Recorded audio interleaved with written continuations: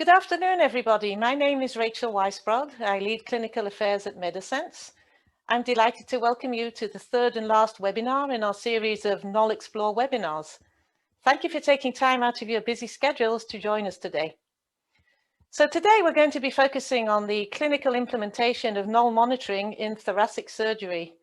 We're going to start with an overview of the pharmacological reasons driving the need for personalized anesthesia, the evidence that we have for the benefits of nociception monitoring presented by Professor Vereecke, and then we're going to zone into the challenges associated with thoracic surgery using different techniques and learn about the role of nociception monitoring in this area with Professor Stefan Schraag. Please feel free to submit questions using the Q&A button throughout the lecture. We'll have a Q&A session towards the end in the last 15 minutes that will be managed by Professor Vereecke.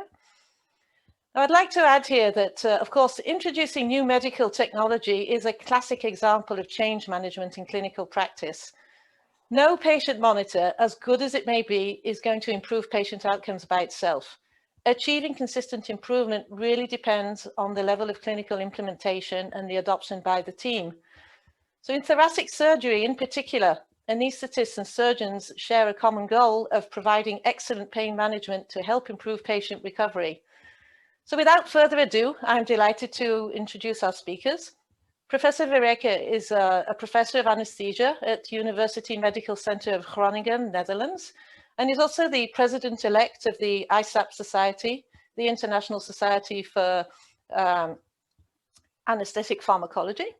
Professor Stefan Schraag is a professor of anesthesia and a consultant anaesthetist at the Golden Jubilee Hospital in Glasgow, Scotland, and is also the chairman of the Euroceiver Society. Delighted to have you with us. Professor Vereecke, over to you. Well, thank you for this nice introduction. I'm opening up my slides now. So, welcome everybody, and I thank the organization for the opportunity to talk about my experiences with nociception level in monitor and how I introduce it into my clinical practice. So I'll try to make this a practical lecture mixed with some references to the evidence and also with some background on how I look towards nociception level monitoring.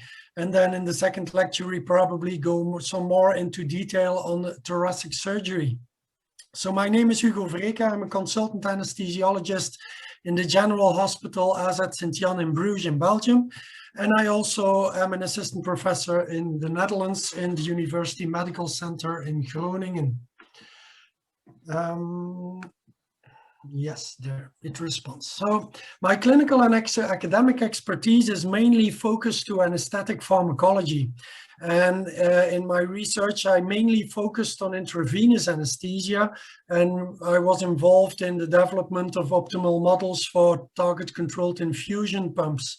I mainly focused on propofol and remifentanil, but once I started working on drug interaction models, I also introduced the interaction between volatile agents, propofol, and different opioids. I have some expertise on EEG monitoring and how it relates to the hypnotic component of anesthesia. And now, therefore, I'm very interested in the new technology that quantifies the nociception anti-nociception balance. And NOL monitoring certainly has made an impression on me. If I want to do this in clinical practice, I need some technology. And for me, if I want to give my drugs intravenously, both for my hypnotics, for propofol, as for the opioids, I like to work in target-controlled infusion modes. I will explain you later why. A second form of technology is monitoring. And of course, like everybody, I first monitor the heart rate, blood pressure, saturation monitoring. That's for the survival of the patient. But I like to add a specific EEG monitor to quantify the hypnotic effects of my drug mixtures And I now recently add an analgetic monitor or a monitor of the balance between nociception and anti-nociception, like the PMD200. And these two devices help me to individualize the titration of my drugs. So why target controlled infusion?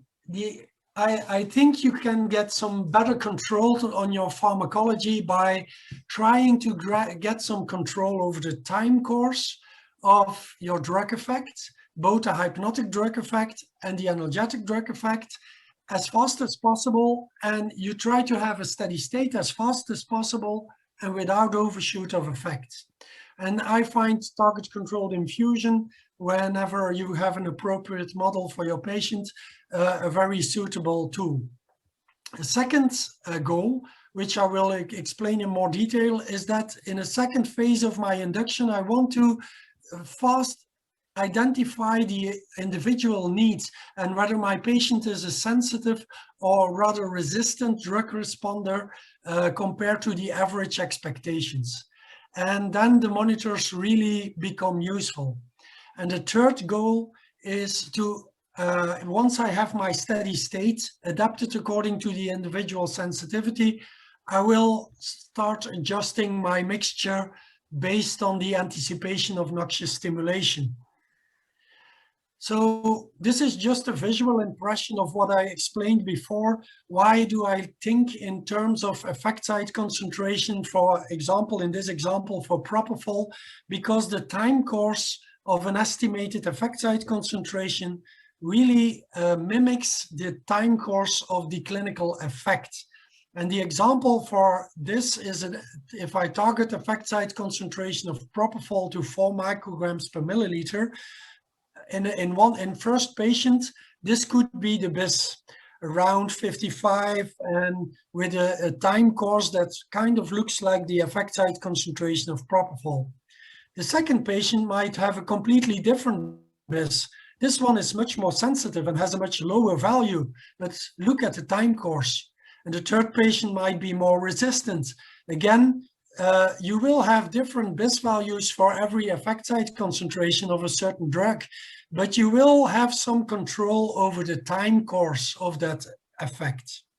And also when you give a bolus and a continuous infusion of propofol, you will see a time course in your effect that is kind of mimicked by the effect site concentration that is in the background. If you simulate the effect site concentration in the background, you will see a peak concentration first, and then a decay of your concentration over time, depending on the pharmacokinetics of the drug. And then you set up a continuous infusion, and somewhere along the line, you will reach a steady state, but often a bit later than with the TCI pump. And if you look at the BIS, indeed, you often will see this pattern with an overshoot in the beginning. Of course, different patients will have different peak effects, but still the time course is more or less controllable using a TCI algorithm.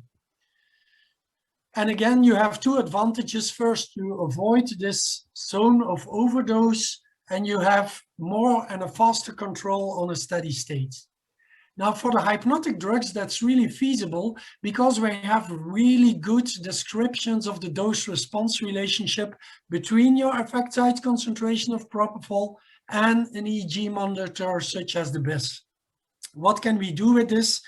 We can target all our patients to a single effect site concentration, for example, 5 micrograms per milliliter. And then you will see, if you do this in 100 patients, that your average BIS will be 50 in that population. And due to the Gaussian distribution in the biology of many factors in biology, you will even see that the majority of your patients with one setting will reach a clinical acceptable depth of anesthesia. Of course, you can't know this in advance. You may have one patient who is really sensitive and have a very low BIS compared to the expected average. Another one could be very resistant. And therefore, you need to adapt your effects, your initial target, to a higher level for the resistant patients in order to reach the same BIS of 50, and to a lower level to a target of 2 for this very sensitive patient. And so this is the strategy that you use to individualize your initial effect site target to the patient's need. Now, can we do this for the opioids? This is a bit of a problem because at first we didn't have monitors to quantify the analgesic potency of our opioids. And therefore I use the interaction models.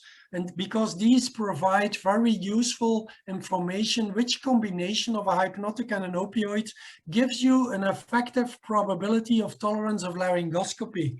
And for example, I like to start my anesthesia in the majority of my patients with 4 nanograms per milliliter of remifentanil using the Minto model and 4 micrograms per milliliter of effect site concentration of propofol using the Schneider model, because the interaction models predict that my average, my probability that the patient will tolerate laryngoscopy is above 90%. So that means if I repeat this induction in 100 patients, only 10 out of 100 will have a movement response at laryngoscopy. And moreover, if you look at the straight lines of these interaction models, you see the BIS, this is the line for BIS of 40, and this is a BIS of 60.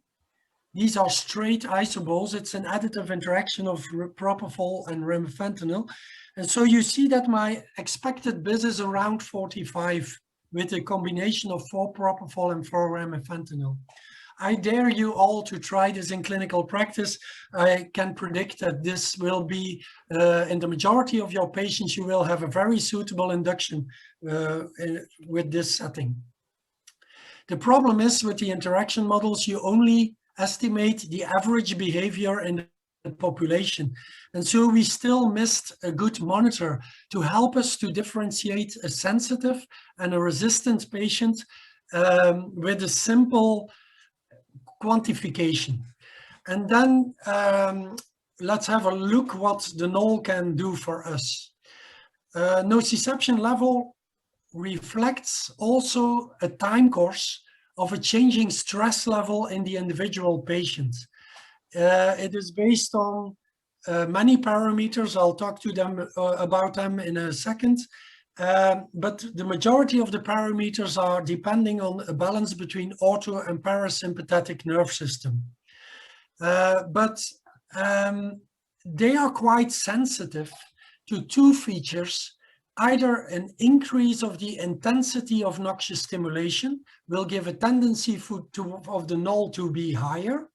And simultaneously, all our strategies that inhibit the intensity of the noxious stimulation, they have a tendency to decrease the NOL.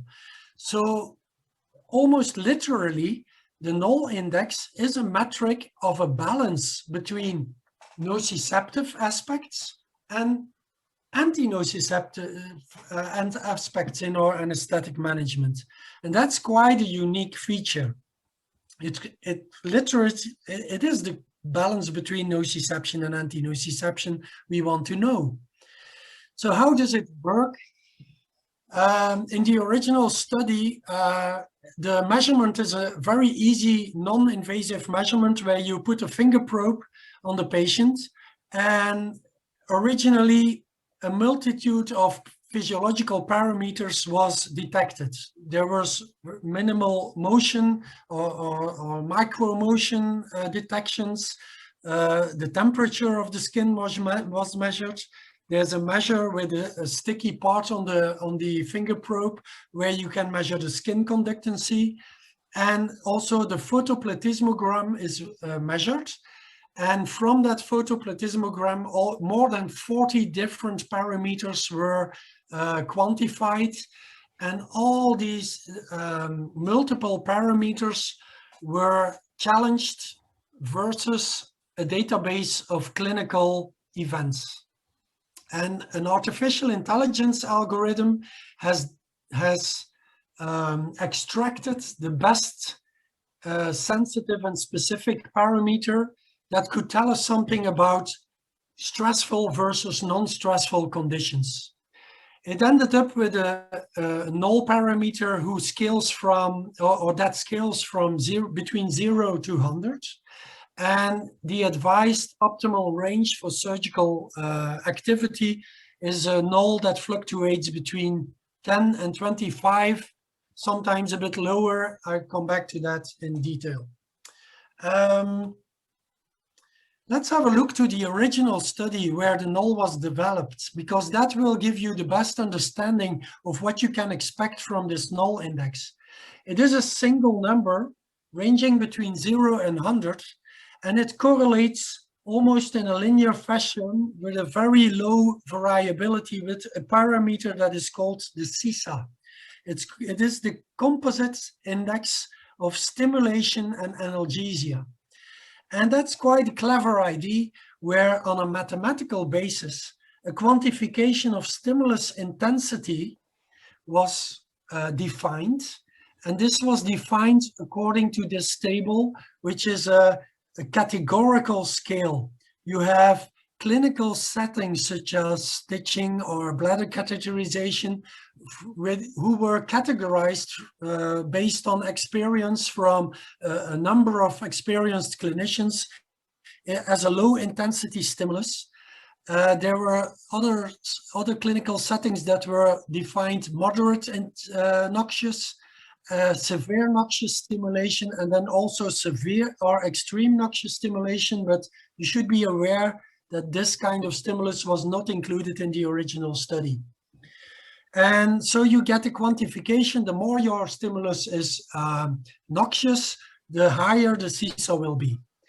And this is compensated by an anti-analgetic activity, which is quantified by an effect site concentration of the opioids that were administered. There were several opioids administered, but they all were calculated into remifentanil equivalents. So the higher your opioid is, the lower your intensity of the noxious stimulus, and you get this CISA. You could have a high intense stimulus with a lot of opioids that ends up with a low CISA. So this was a clever idea. And to be honest, because the NOL correlates to an index that includes both parameters, it really quantifies the balance between nociception and anti-nociception to some degree. And so in my mind, if I use the NOL, for me, it is a current metric for the activity status of the nociceptive involved neural networks. And some parameters in clinical practice, such as the presence of a noxious stimulus, the more intensity of a stimulus, they will activate this nociceptive neural network and give a rise in the NOL. And even if you extrapolate a bit outside of the original database, I have a tendency, but this is just a clinical impression, that in the awake patient, if you have a very stressed patient, you will see on average higher NOL values compared to the calm and relaxed patients. So there are several factors that activate your nociceptive networks. Others will inhibit your nociceptive networks, such as higher opioids, effective local regional blocking, adjuvant drugs. So as you will see, the NOL represents a combination, a spectrum of activity of which some is activating and some is inhibiting. The result is an index that clearly is able to give us information on the shifts between ortho and parasympathetic systems. And in the first outcome studies, it's also confirmed that there seems to be a quantification that correlates to a stress response on the humoral level. But I think that still needs to be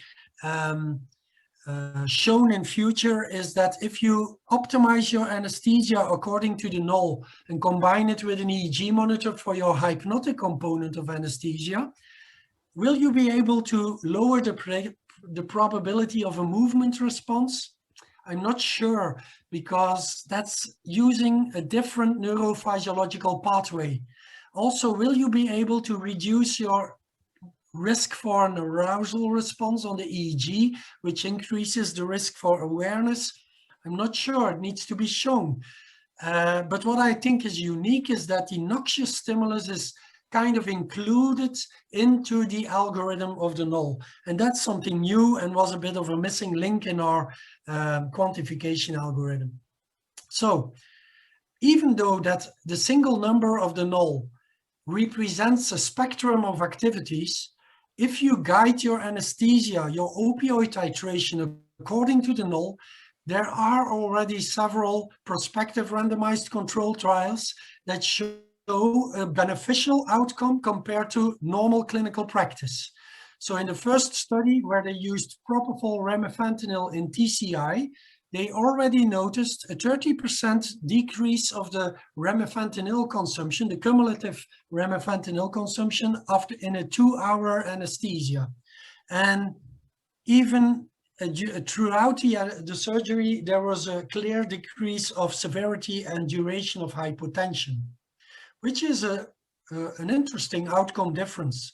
In a subsequent study where they used sevoflurane and boluses of fentanyl, there was not much difference in the average fentanyl use, but apparently using the NOL leads to a more diverse titration of fentanyl over the population. So apparently the individualization of fentanyl was improved.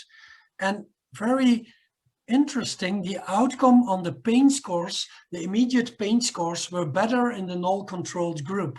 Very promising outcome study. And in the same study, you also see with blood sample analysis that certain stress hormones indicate that the humoral stress response was also less activated in the NOL-guided group. Very promising results. So let's go to clinical practice. Like I explained, if I start my anesthesia almost independent on what surgery I want to start, I try to aim for a probability of tolerating laryngoscopy in 90% of the cases. And so I start with propofol remifentanil 4/4. Or if I use another opioid, I use something that has the same potency. Then when the patient loses consciousness, I look at my BIS and I evaluate the sensitivity of my patient and I adjust my propofol accordingly, so to aim for a BIS between 40 and 60. In general, that needs only one step adjustment. And simultaneously, I look at the NOL. If the NOL is low, below 25, I leave my remifentanil to my target for the PTOL 90%. However, if the NOL remains high, it's indicating that there's still a lot of stressful condition in the human body, and I increase my remifentanil before I do laryngoscopy. If my NOL is very low, I could consider to decrease my remifentanil, but I do not do that because you still have to consider that in a couple of minutes, there will be an increase in intensity of noxious stimulus, and you should be prepared for the noxious stimulus intensity of the coming intubation. So what I will do is a laryngoscopy and intubate, or for the thoracic surgery, even put a double lumen tube, which has a massive stimulating activity. So I will not reduce my remifentanil because I want to maintain my probability of tolerance of laryngoscopy. I perform laryngoscopy, and that's an interesting event. This is the first noxious stimulus we administer as an anesthesiologist. At that time, we can have a look during 30 seconds, maybe even 15 seconds, whether there's a sudden response on the NOL. If I see an immediate response on the NOL, I stop my laryngoscopy and first increase my remifentanil. Because intubation has a higher stimulating activity than laryngoscopy, I want to prepare for a higher intensity of stimulation. So if the NOL does not increase, I remain in my remifentanil and I go to intubation. And then after my intubation, again, depending on the response of the NOL, I will start fluctuating with my remifentanil to keep a fluctuating signal on the NOL between 10 and 25. If you have used a bolus of fentanyl, you can't decrease your fentanyl very easily. So then often you see low values on the NOL, but that's compatible with the pharmacokinetics of your fentanyl. You would be surprised how low you can go with propofol and remifentanil in some patients. That's not something you cannot say, well, I have my monitors, I'm safe. No, it's a warning sign. It's a warning sign that you are dealing with a vulnerable patient and you should stay vigilant. Watch your patient. If you do want to avoid movement and it's a very risky operation, consider full neuromuscular blockade. And so you go on towards incision and throughout maintenance. So evaluate the effectiveness of your local regional block. Evaluate whether, if you add some adjuvant drugs like ketamine or dexmedetomidine, whether you can reduce your opioid. These are all features that you can do using the NOL. So what do I expect with this clinical approach on outcome? And I have some evidence for that. First of all, I think by doing this effort, optimizing my hypnotics and opioids, I expect less hypotensive events during induction and during maintenance, both in severity and duration, especially with the propofol remifentanil condition, because that's the same setting as in the prospective randomized control trial of Leiden. Secondly, I expect a lower humoral stress response after surgery, which has some evidence. And further on, I titrate just enough to do the job. I try to individualize the titration, so I expect a little less remifentanil on average. And for the fentanyl, I think I will optimize the individualization of my opioids. And also, I hope to have lower pain scores at the PACU. I think there is some evidence for that. And so maybe less strongly supported by research, but still clinically convincing, is that it helps to check your effectiveness of your local regional block. It certainly will indicate if the surgeon gives a noxious stimulus above the level of your epidural block. It will warn you for unexpected changes in a noxious stimulus intensity. And it will help if you want to give a combination of adjuvant drugs to reduce your opioids. It will detect some effect on the NOL. And that's where I want to finish my small introducing talk. We have, together with a sponsorship of Medasense, we have had the opportunity to film a case where multiple cases where we use this technique in clinical practice in our hospital in Bruges. And so I'll invite you to watch the YouTube movie that we have made during that event. I thank you for your attention, and maybe it's time for the next speaker, Stefan. I'll stop sharing.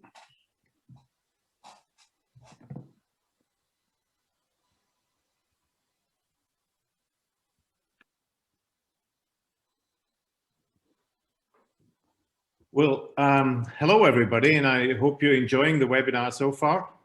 Thank you, Hugo, for handing over to me. Over the next 15 minutes or so, I will probably give you a little bit of practical overview and thoughts from a thoracic anesthetist, which I am, and look at things that we are dealing with and thought about since we have access to the NOL monitor. Well, first of all, I want to address a common misperception. If we talk about nociception, then we don't think this is the same as pain. Nociception is a physiological concept that relates to the transmission or generation and transmission and amplification of certain stimuli that are defined and then transduced into a sort of concepted reception room. And the reception room is the brain. In an unconscious patient, pain doesn't exist. Only nociception does. If the patient regains consciousness, then this sort of transmission of information into the brain will, together with emotional aspects, individual aspects, and other complex neural networks, create a perception of pain. So the crucial question is whether nociception and managing nociception or anti-nociception will have an outcome to the patient that is related to a reduction of better management of pain.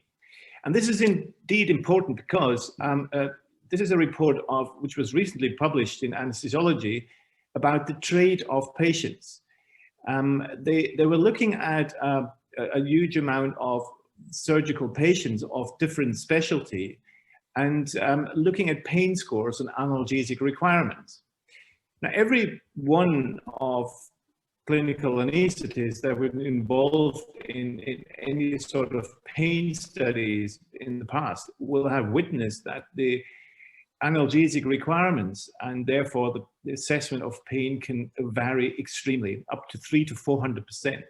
These are the sort of things you see in these box plot graphics in most of these post-operative pain studies.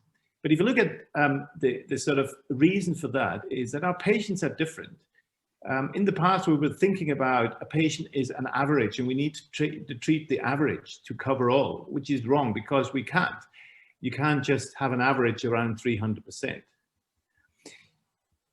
We have patients that have preoperative pain syndromes. We have patients on analgesic medications. We have patients who have a negative mindset, who have depression, who have expectations that are negative. And these patients tend to do badly when it comes to managing pain. Adversely, those who have positive behavioral concepts in the background that are balanced social factors and are positive in mind, they often have better ones. We need to take that in mind. But what better to have a tool in hand where we can individualize the management of these patients. We have already seen that using the clever way of using TCI remifentanil, we can actually titrate the anti-nociceptive drug that we use alongside NOL to minimize the exposure to opioids and make it more timely when we actually use them.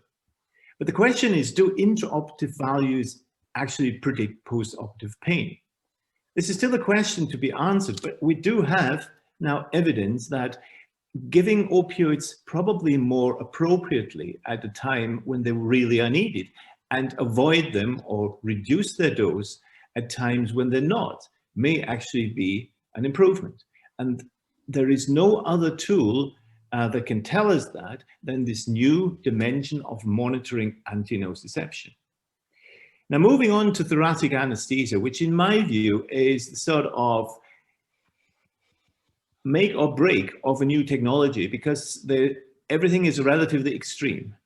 You can test the monitor on superficial surgery and hernia repairs, that's fine. But if you have a thoracotomy or a VATS procedure, then you will know whether your analgesia works or not. And I became interested in all that simply because thoracic anesthesia is still, in my sense, a surgical specialty which needs improvement. There's still a lot of patients in chronic pain following thoracic surgery.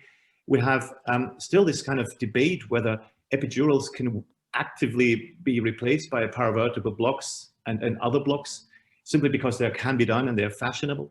And thoracic anesthesia is a bit of a bizarre area because we have moved on from a proven concept of good analgesia to a less proven concept of less good analgesia, and everybody is in favor of doing so.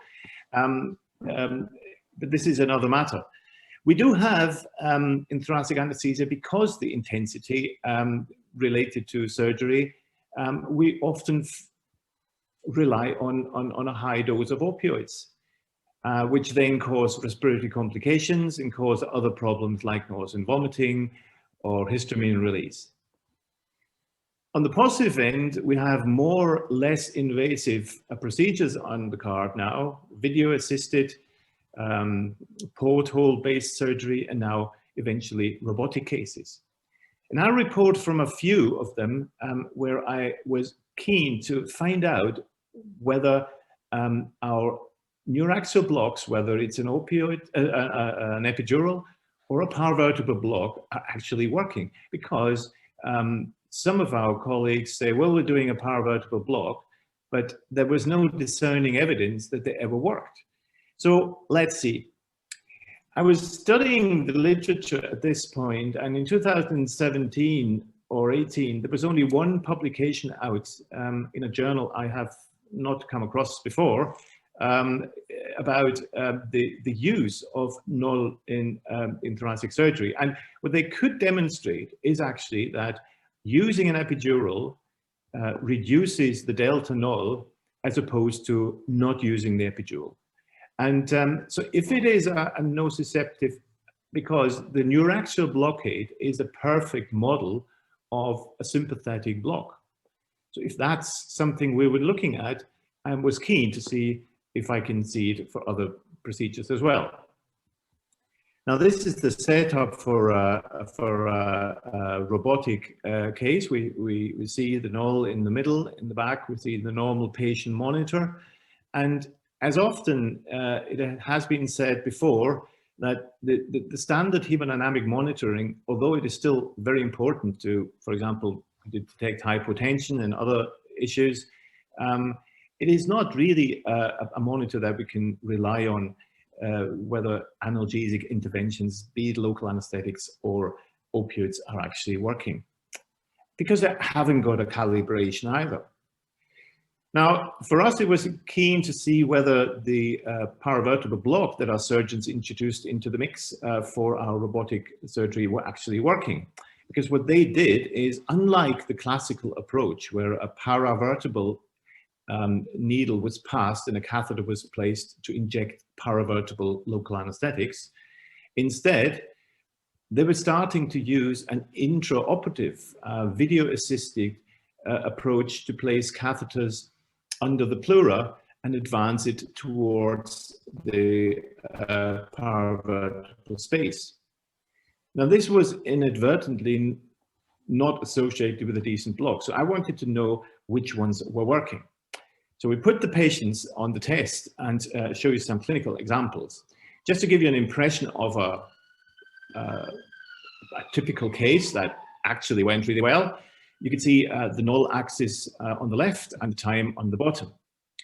Now, as Hugo already referred to, intubation with a double lumen tube is actually a noxious stimulation. And despite having used TCI propofol and TCI remifentanil and even using plain remifentanil as well at this point, there's hardly anything you can do to blunt a double lumen tube intubation. It's really, really difficult. But it's a short procedure, as you can see, and then there is a very low NOL value following. The blue dotted lines are those who are suggested to keep the NOL value between, means avoiding a high NOL, but also sort of avoiding a too low NOL value, which is thought to be an over achievement in anti-nociception. So we may actually reduce our medications. The skin incision is a moderate incision or moderate stimulation as compared to the intubation, as you can see. And unlike previously in the robotic cases, we agreed that the paravertebral blocks should be inserted at an early stage. So immediately after the camera is in the chest and is available to be done and has been topped up. And you can see that the majority of the case duration has actually a very, very low NOL value, assuming that the paravertebral block was actually working well. Now this has, in this particular case, also been shown that the patient was comfortable in recovery and there was no issues.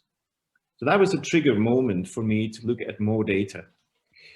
The pattern that followed is pretty much the same. You do get good blocks with paravertebral blocks when they're done properly. And you can control when they're not. Occasionally we get a bit of a dropout signal. That was in the early days where the finger probe was probably positioned wrongly and subjected to some sort of perfusion issues. I come to that at the end. These are two patients who, where you look at the graph and you can see, well, they're quite different. So the top graphic shows, just like the previous one, a 65-year-old female patient with for a right middle lobe resection, which can be a little bit tedious. And but she had quite a good working paravertebral, although the initial incision and insertion of the trocars at the left is still visible, but again, short-lived. The bottom graph is a similar procedure, but it is a patient whose paravertebral catheter was not really working initially. So when we look at this, the incisions are the same, but then afterwards, there's a big difference.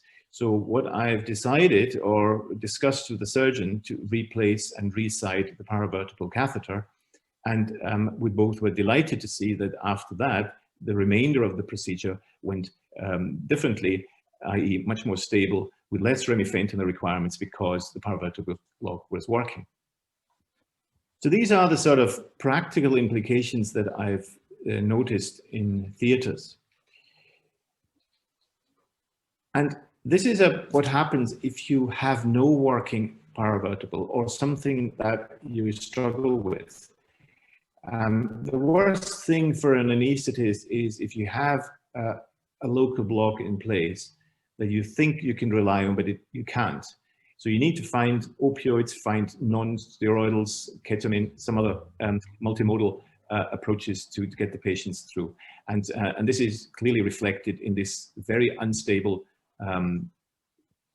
graph of the NOL value bouncing up and down throughout the procedure. Now, just the proof of concept again. A high thoracic epidural used to be the gold standard in thoracotomies, and in North America pretty much still is. This is a patient which we did where we had planned to do a thoracotomy from the outset.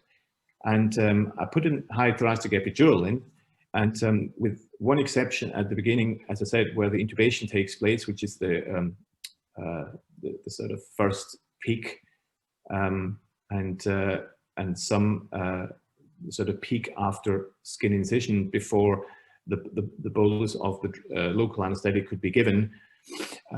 Everything went really smooth, and you can see it's the majority of values already are below 10. That means we have an intense block for which we hardly needed any supplementary drugs. And as Hugo was referring to, sometimes you do need very, very low doses of propofol and remifentanil. And in fact, we only use the remifentanil in this case for the tolerance of the endotracheal tube.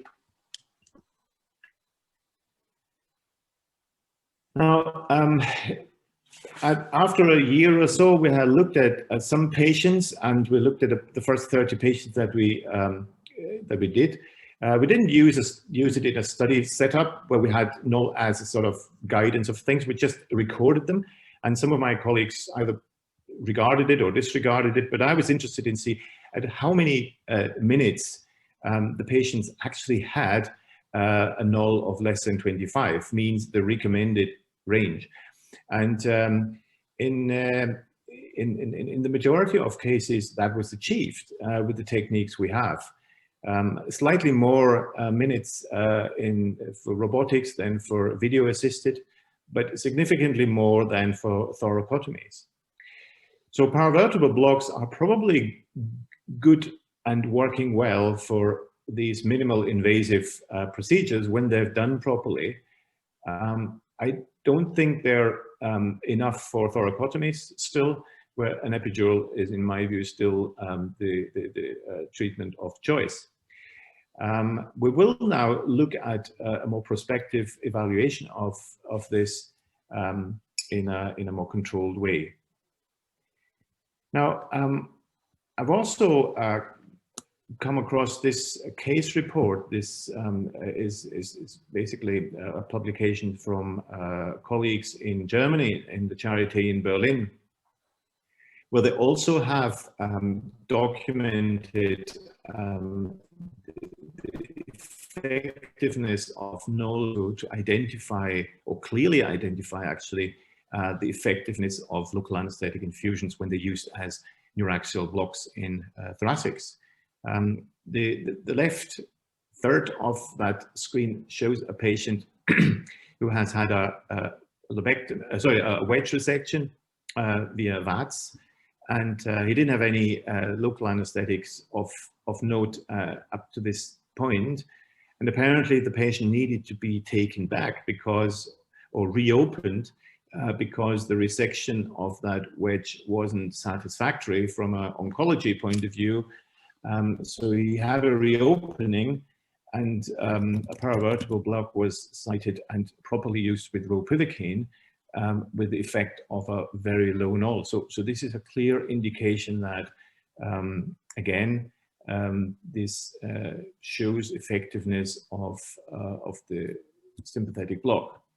Now, whether the sympathetic block, and that is now the big question, is represented as such in the calculation of the NOL index, which was mainly based on concentration, as Hugo was detailing earlier on, is still a discussion point. But from a clinical point and from a monitoring point, the effect and how clearly NOL indicates these changes is quite substantial.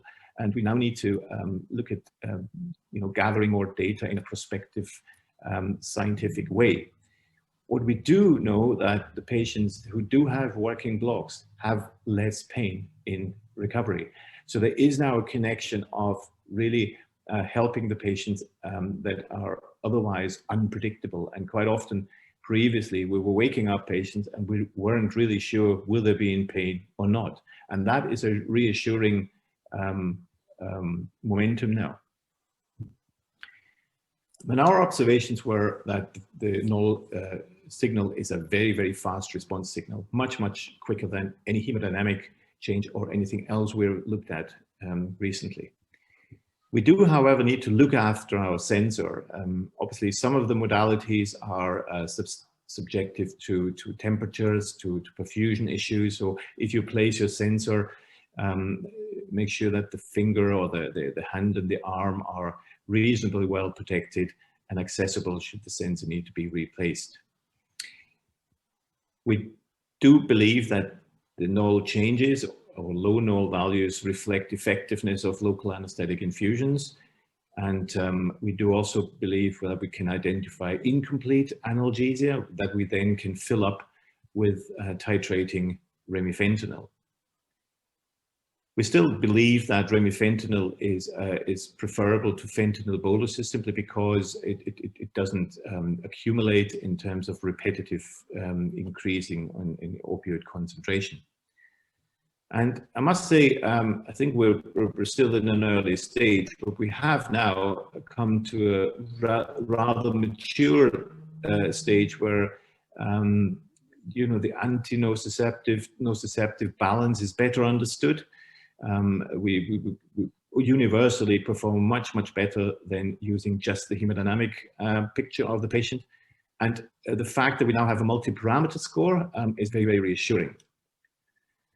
Now, this is what I have to say in terms of my personal experience with NOL, but I will, and I now stop sharing my screen, obviously now engage in a discussion about what we both had displayed so far together with our audience.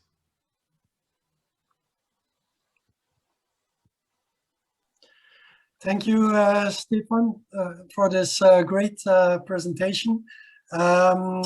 We already have some questions in the Q&A, and one is I would like to ask you something about one point you made in one of your final slides about the signal quality, because there's one question that inquires whether if you have a thoracic surgery and the patient is lying in the lateral position, do you have a preferred hand where you add the nociception level monitor? Do you expect some signal problems if you take the lower or the upper arm?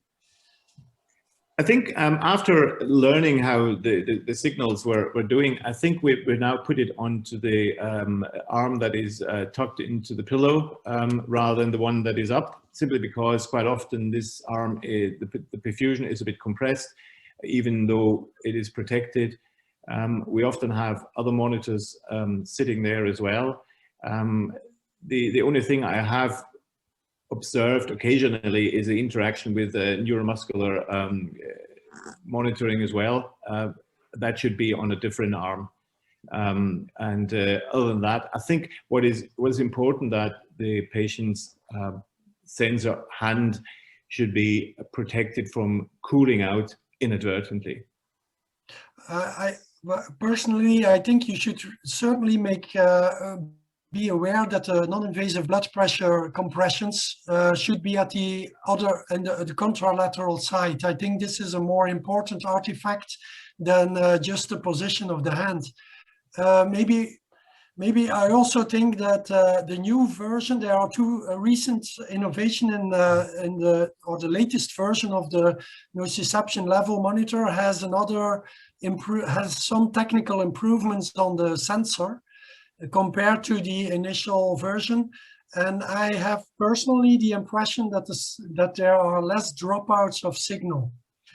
Yeah, I mean, the majority of our thoracic patients have arterial lines, and even shorter procedure, we often give arterial lines because it's less unpleasant for the patient to have low. Another thing I see here is the question about other drugs than opioids. So the question of one of the attendees is, besides dexmedetomidine and clonidine, is there any, what are your thoughts about intravenous lidocaine? Well, I occasionally use, or I regularly use ketamine. I have tried to use dexmedetomidine, which I felt is not that great to titrate in theaters. I don't use IV lidocaine simply because the balance of effectiveness and side effects is actually not really that great. And we had a big discussion in the department, multidisciplinary, whether we should introduce it for certain patients, but we decided not to, because especially for thoracic anesthesia, it's actually not shown to be any better. And it does provide a great deal of local anesthetic toxicity risk, in particular because we're using our local anesthetics preferably for our blocks. I might, to the best of my knowledge, I don't think that there's a study that is exploring the effects of intravenous lidocaine on the NOL response. But correct me if I'm wrong. I haven't found anything either. No, but recently there was a study that showed that the interacting potentiation of dexmedetomidine on remifentanil is clearly picked up by the NOL signal, and you could reduce your opioids, so you can maintain a constant NOL. If you want to maintain a constant NOL fluctuation, you have to reduce your opioids after a dexmedetomidine administration. That would be an interesting methodology to test it with lidocaine also, I guess, for the future. Yes, certainly it has, but I have practical concerns here that dexmedetomidine is a very slow drug, and adjusting, basically in a way, dexmedetomidine and remifentanil are the opposite of titratability, and so if you want to have a quick titration or reduction, dexmedetomidine is impossible to use. So you have to almost create a dexmedetomidine baseline on top of which you then titrate the remifentanil. That is a concept that probably will need to be worked out in the future, in particular because you want to have a patient that recovers quickly, and if your dexmedetomidine is too high, excuse me, then you're kind of missing it as well. So it's a fine line, but it's quite possible that the NOL could help us with the pharmacodynamic evaluation of these interactions. Well, one of the things that is intriguing is if you look at the difference between the NOL behavior when you use remifentanil versus fentanyl.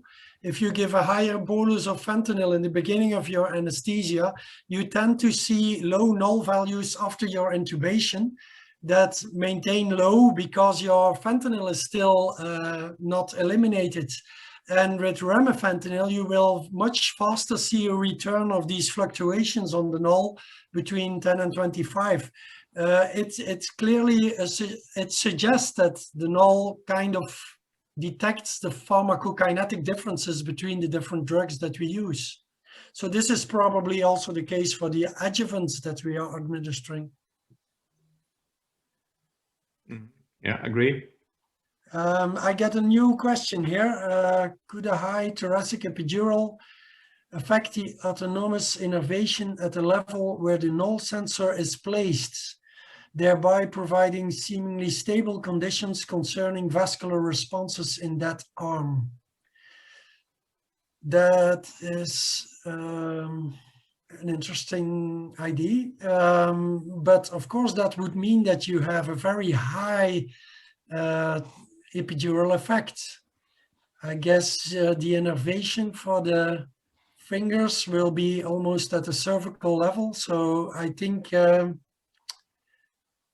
mean, what we see is with working epidurals that have a block of, let's say, T1 to T10, we always see that the temperature of the arms increase. I mean, that is a traditional sign to see whether a block is working or not.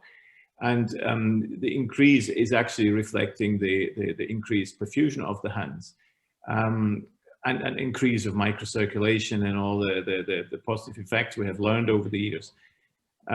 Whether the block itself is, artificially adding to the change of the signal generation is, well, it's difficult to discern, but what you get is a low value because your plethysmography is changing, your skin temperature is changing, and it changes into the direction where the algorithm is designed to be creating a low value. So that is something which we actually want to achieve. So I see that as a positive, but whether it's a contaminant at the same time is difficult to tell, if that's the question. I find it, this is a question that is a bit comparable to how would you interpret the NOL in the awake condition? Like you said that patients who are vulnerable for more, well, the chronic pain patients is more vulnerable for postoperative pain. And so do you think it is tempting, but do you think there is some information in the nociception level index before you put your patient to sleep, or yes, afterwards? I think it is because, as you said, people do tend to have higher signals when they're agitated, a bit excited, have anxious, have white knuckles, all this. But the good thing is that the benefit we have now with NOL is that we can actually monitor this domain, and this is a completely new thing. We can actually discern these patients from others. We can individualize our management by actually picking these, not assuming, but actually monitoring that. This is an added domain of patient monitoring and management that we didn't have before. And that, I think, is the most important feature of the monitor and of the technology. It is, after all, individualization of patients that we meant to be doing. And this monitor has the ability to do so. Great. So I see no more further questions in the Q&A. I would like to close down this session. I hope that everybody has learned something. Just a final note, Stefan. I have the impression that it is very easy to get the trainees and my colleagues interested in this technology. If you just use it a couple of times, you see that people get really intrigued by the signal. How is your experience with that? That was similar, absolutely similar. And people are extremely interested, nurses, surgeons even, and that's a stunning point. Surgeons are now looking over the sheet and asking what they're doing because it seems a very plausible way of how things have progressed. And even giving it to my colleagues, the monitor. And I think a good thing with the monitor and proof of concept even is if you give the monitor to your colleagues and you don't get them back because, well, so surprised. Yeah. Okay, now that close. I think that's a good closing message. I hope you all learned something, and if there are remaining questions, feel free to send an email. Maybe the contact details can be put available for the attendees. Thank you. Thank you very much. Have a wonderful evening. Thank you for your attention and thank you for your partnership.